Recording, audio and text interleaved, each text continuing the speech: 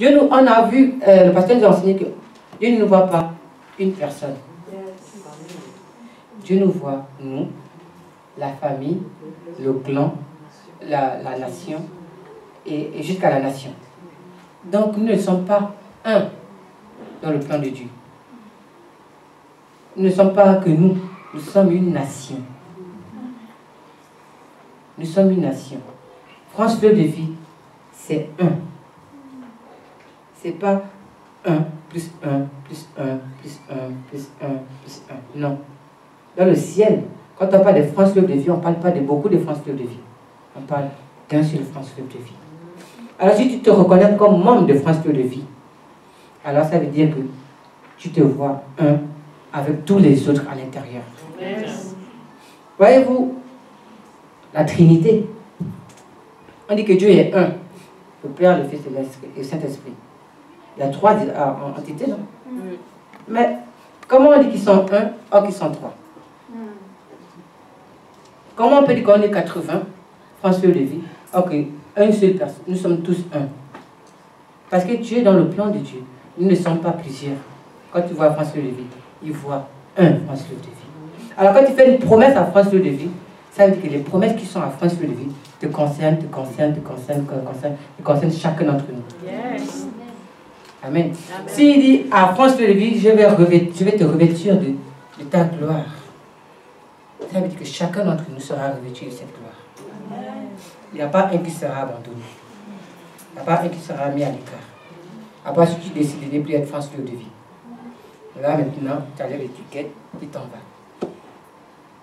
Mais c'est vrai que tu te considères comme membre de France Fleuve de Vie. Sache que tu n'es pas seul. Amen. Amen. Amen. Amen.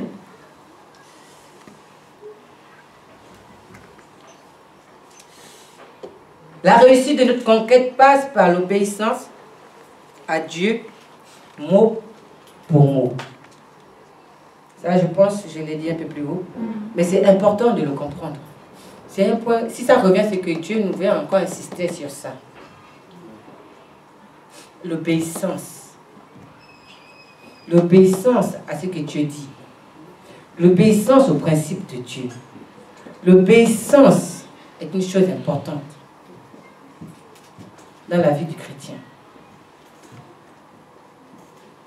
Nous sommes beaucoup d'entre nous, beaucoup dans les églises ne connaissent plus ce que c'est l'obéissance à la parole de Dieu. Et c'est très dommage. L'obéissance amène la crainte de Dieu. C'est la crainte de Dieu. Dieu insiste sur ça.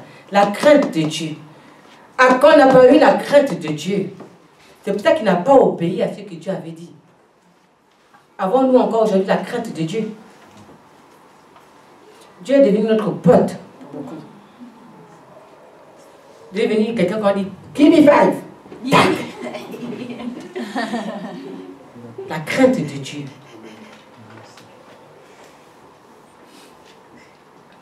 Dans mon travail, je travaille maintenant à l'école maternelle, à la ville de Neuilly-sur-Seine. Voilà. Voilà. Je travaille avec les enfants. Et des fois, quand je prends le recul, je vois que nous sommes comme les enfants de l'école maternelle auprès de Dieu. Parce que un enfant à l'école maternelle, plusieurs fois, on la tête d'abord. Bon, maintenant, parce que je vais vous présenter les activités. Un qui est toujours là. Et il parle, tout le monde attend, on attend. Après, moi, j'ai distribué des punitions. Il ne faut pas les activités. Nous sommes un église. Mais parler à tous, à écouter.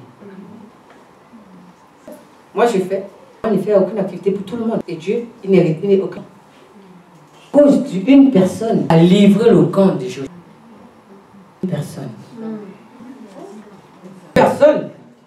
Combien? Une personne. Seigneur. Personne. Oui. Personne. Dieu voyait. À quand? Dieu voyait. L'obéissance à la parole, à ce que Dieu nous donne comme stratégie. Pour moi. On enlève la vérité, on enlève une petite partie. Non. pour mot. Et nous n'avons pas parfois la crainte, Dieu nous dit, pas ce que Dieu attend de nous, la parole de Dieu. Donc, de comprendre que la crainte de Dieu, ça fait que nous n'avons pas la crainte. Parce que nous sommes une nation. Si une marche, ça veut dire que les marches. Marche, ça veut dire que l'élève de Dieu doit comprendre. C'est pour ça arrêter, on peut que notre vie dépend de la vie de Dieu. Amen. Amen. De Dieu. Obéissance à la parole de Dieu.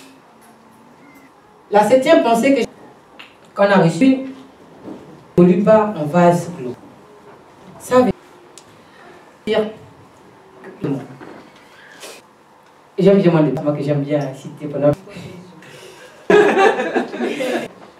Flo dépendant dans son coin tout seul. Pour que Flo évolue, il faut que les autres.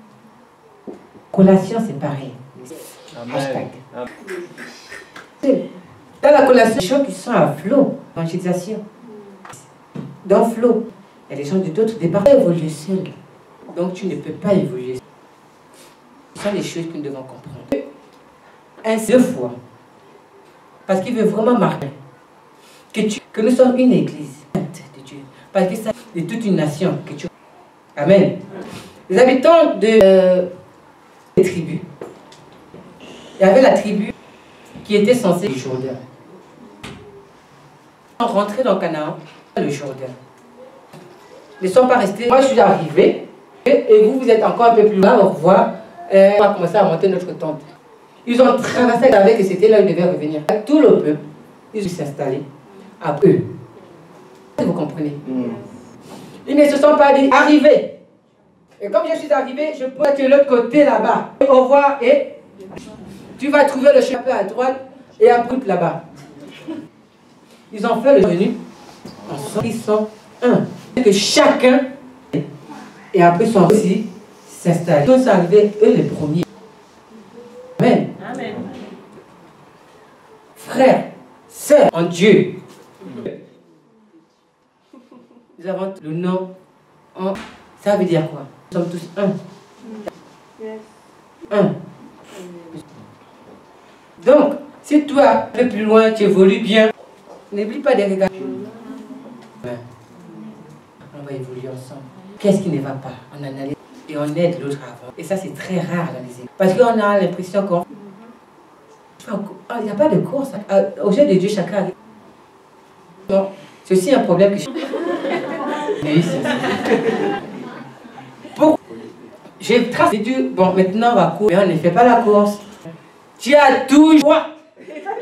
Ils sont toujours en compétition avec les autres sur le chemin. Tu pousses. On dit qu'on ne court pas. On va pas à pas. Et tomber. Pourquoi tu cours? Allez. En compétition. Non, frère. Tu attends tout tracé. Son trajet. Tout tracé. Il n'y a personne qui a la vie. Ça, il faut le comprendre. La course que tu mènes, c'est contre le temps qui est ton objectif. Pour atteindre. Il a dit j'ai combattu le bon combat. Il n'a pas dit que non, j'ai... Il n'a pas dit j'ai tué d'autres. Pour le plus de... Il n'a pas dit beaucoup plus de choses que... Frère, il n'est pas en compétition avec quelqu'un. Au contraire, il n'arrive pas à évoluer. Voici ce que Dieu... Nous sommes une même église. Peut-être dans l'église. Là. Ils disent, ah non, celui-là c'est tel, de telle église. Ah non, il va dire tous de France de vie. Allez, à l'extérieur de France de vie, on va te mélanger. Tu fais n'importe quoi aussi. C'est clair. Frère, tu n'es pas en compétition. Vraiment, comprends que tu n'évolues pas. Ton évolution aussi. Ton évolution dépend de l'évolution. Nous sommes quand même pesés. Quelqu'un à sa place, quelque chose. Amen. Chaque talent se complète. C'est important de le comprendre. 8e, audacieux et réclamer les promesses. Voyez-vous, c'était le passage des filles de la tribu du Mali. Voyez-vous, leur père n'avait les filles, les hommes qui ajoutaient. Gloire à Dieu. À l'initiative du changement. Parce qu'elles ont dit, pourquoi notre père doit disparaître? Parce qu'il recevoir l'héritage. Moïse est parti comme et Dieu a dit qu'ils avaient raison. Elles ont allé réclamer. Et le Seigneur va te dire, il faut être. Dieu peut te faire des promesses qu'il t'a fait. Ça ne va pas s'accomplir aussi. Quelqu'un qui est, il sait ce que il doit partir. Il ne dit pas, je vais rester à côté, faire tout seul. Il dit, Seigneur, tu m'avais dit, je suis là, on travaille. Qu'est-ce que je dois faire? Voir mes promesses. Il dit que non, Dieu t'a fait quoi? Ça fait 2 ans. Ah bon, oh, monsieur, que ça va encore se réaliser? Ça va se réaliser. Parce que je te dis, ça fait 10 ans. Mais toujours. Ne mets pas du temps. Va voir Dieu, les promesses qu'il t'a faites. Si tu n'es pas audacieux à franchir, à braver les choses,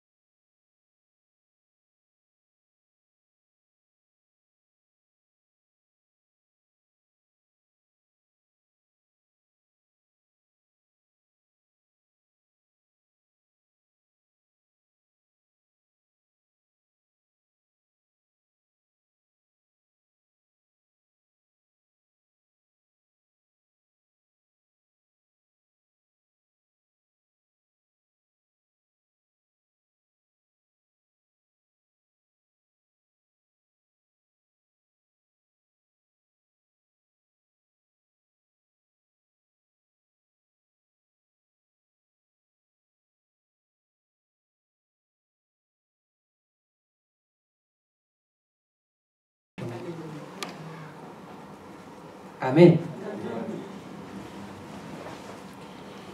Connaître ses forces et ses capacités pour agir en tant qu'Église. Connaître ses forces et capacités en tant qu'Église pour demander plus à Dieu. Pour demander plus à Dieu. France Fleur de Vie, quelles sont tes forces? Quelles sont tes capacités? Qu'est-ce que tu es capable de faire? Qu'est-ce que tu es capable de faire? Quelles sont les choses que tu crois que Dieu t'a donné pour accomplir? Quelle est ta force? Je ne sais pas, est-ce que les gens dans l'église, est-ce que quelqu'un peut me dire quelle est la force de France Fleur de Vie? Quelle est la capacité de France Fleur de Vie? Est-ce que tu connais l'environnement dans lequel tu évolues? Est-ce que tu sais si il est temps pour toi d'élargir la tente ou pas du tout?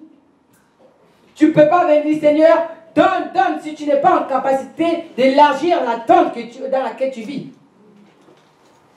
Est-ce que tu penses que tu es en capacité d'élargir la tente? Connais tes forces et tes capacités. Est-ce que tu penses que tu es en capacité de recevoir beaucoup plus de monde dans l'église? France Fleur de Vie, quelle est ta capacité? Frère, quelle est la capacité que tu as de servir? Et je vais prendre un autre exemple, toujours avec mon groupe préféré. Les gens, quand ils viennent à l'église, ils veulent rentrer dans le groupe de louange. Toujours.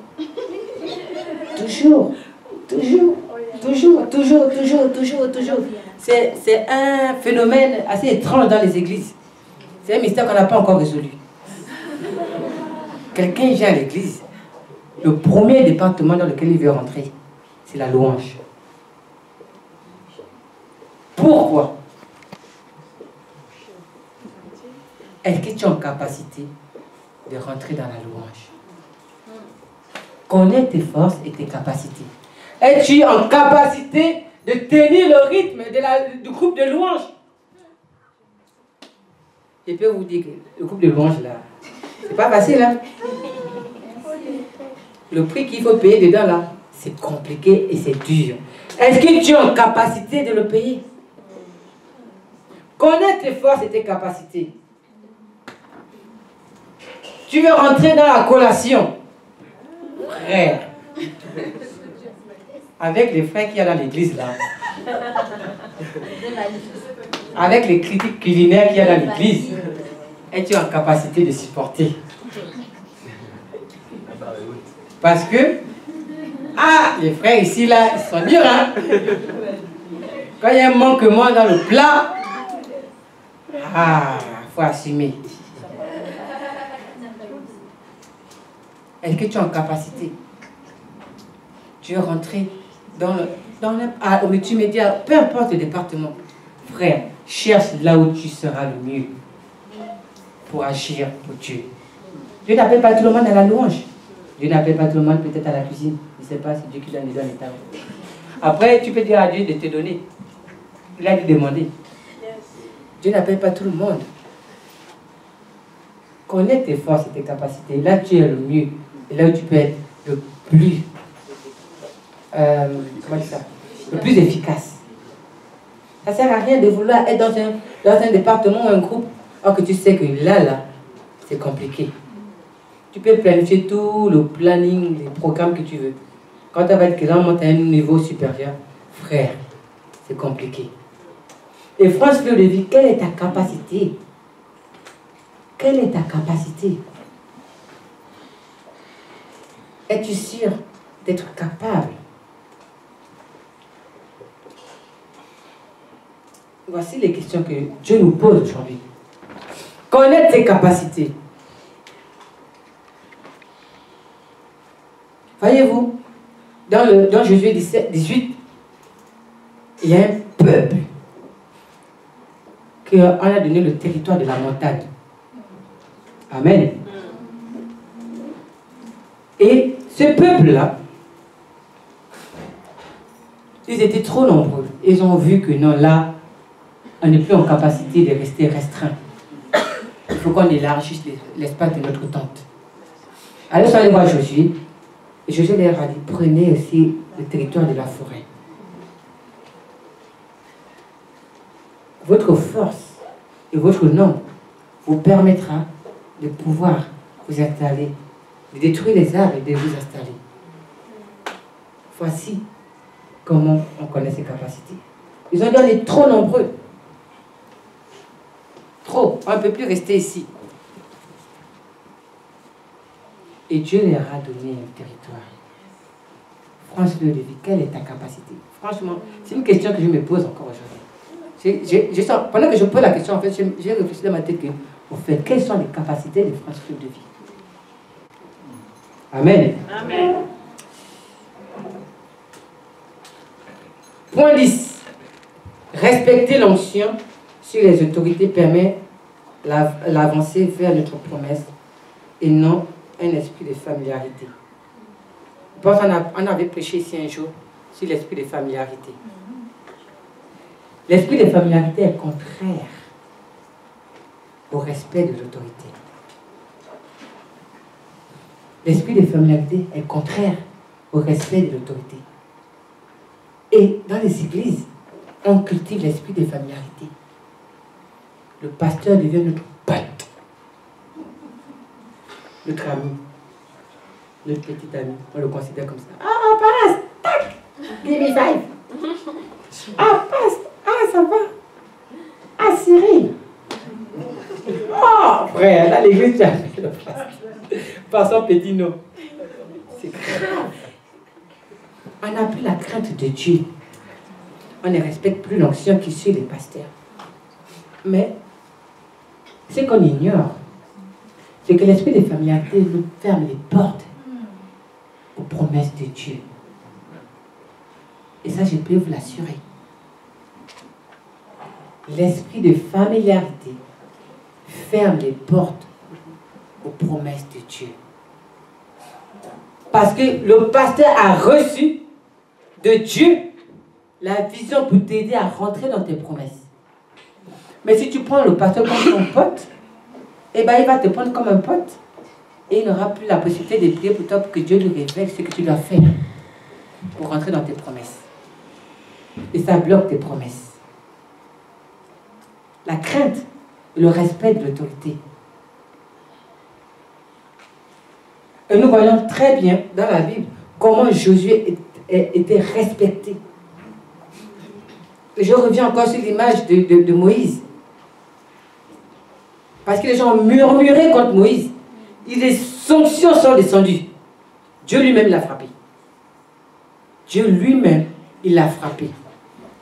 C'est pas que non, Moïse a dit ceci, cela. Il n'a même pas parlé. Dieu lui-même a frappé de peste, de lèpre, je crois.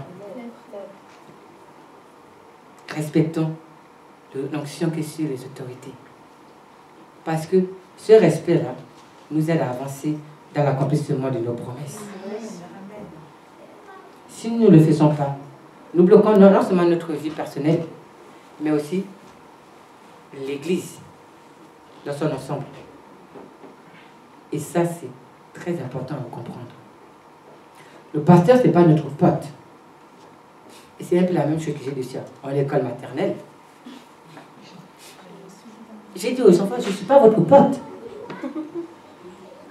On peut rigoler, mais je ne suis pas votre pote. Parce qu'il y a un niveau où les enfants ne connaissent pas les barrières, les limites. Et des fois, nous sommes comme ces enfants. Nous ne connaissons pas les limites avec l'autorité. Parce que le pasteur nous sourit, on dit que non, c'est notre pote. Non. Derrière le pasteur, il y a Dieu. Derrière le pasteur, il y a Dieu. Derrière les pasteurs, il y a Dieu. Si on n'a pas la crainte des pasteurs, c'est qu'on n'a pas la crainte de Dieu. Et si on n'a pas la crainte de Dieu, c'est qu'on n'a pas la crainte de l'autorité pastorale. C'est une chose qui va être corrigée pour l'accomplissement de nos promesses. Amen. Amen. Il reste 2 points. On a presque fini. Ne pas faire de preuve de paresse dans la possession des promesses que Dieu nous a faites. Voyez-vous, je vais revenir sur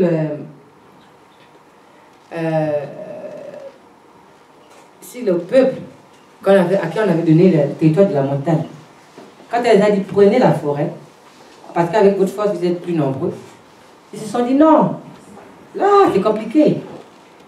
Ils ne voyaient pas la force qu'ils avaient, que c'était à leur portée. Ils ont fait preuve de paresse à un moment, de doute. Et ils n'ont pas pu, ils n'avaient pas la force de tendre la main pour récupérer ce que tu as eu. Josué a dit encore, dire non, envoyer des espions, m'amener les preuves pour que non, si vous êtes capable et tout. Des fois, il y a des gens qui ne voient pas. Et nous devons travailler à cela. Ne sois pas paresseux. Si Dieu t'aide que c'est là, frère, prends. Ne vois pas que c'est grand, donc c'est au-dessus de toi. Non, c'est à ta portée. Si Dieu a mis ça devant toi, c'est que c'est ça qu'il te donne. Il sait que tu n'es pas capable à un moment. Donc il ne te mettrait pas. S'il te met ça aujourd'hui, c'est qu'il sait que tu es capable aujourd'hui de prendre ça. Amen. Dieu est l'alpha et l'oméga. Il parachève ce qu'il a commencé. Il est important de comprendre que dès lors où Dieu nous fait une promesse, il est là, présent pour nous aider à la réaliser jusqu'à ce qu'elle soit parachevée. Dieu ne nous abandonne pas. Dieu ne te dit pas je te donne ça et puis je te laisse tomber. Comme je le disais au début, il connaît tes faiblesses. Il connaît tes capacités. Et si tu donnes quelque chose au-dessus de toi, c'est parce qu'il sait que il est important que lui soit là. Le peuple a commencé à marcher avec Moïse et à avancer avec Josué. Et jusqu'au bout, Dieu a été présent. Jusqu'au bout, Dieu les a aidés. Dieu les a pas abandonnés à un moment donné. Amen. Amen. Dieu n'a pas abandonné et il ne t'abandonnera pas. Et non seulement toi personnellement, mais toi en tant qu'Église. Parce que Dieu travaille à l'accomplissement de tes promesses. Il veille sur sa parole, dit la parole de Dieu. Jusqu'à ce qu'elle devienne une réalité dans ta vie. C'est à toi de croire que Dieu est fidèle dans ce qu'il te dit. Amen. Voici un peu les pensées que nous avons pu avoir. Il y en a eu beaucoup d'autres, mais on a sélectionné 12. Les autres, et ceux qui étaient là le savent. Ils ont pris leur part. Il fallait être là aussi. La prochaine fois, tu seras là. Pour comprendre aussi les autres points. Mais ceux-là sont vraiment importants. De comprendre que nous sommes un. Et que Dieu doit être au centre de tout ce que nous faisons. Amen. Amen. Amen. Amen. Nous rentrons dans notre destinée. On va conquérir notre territoire. Amen. Amen. Je vous remercie. Amen.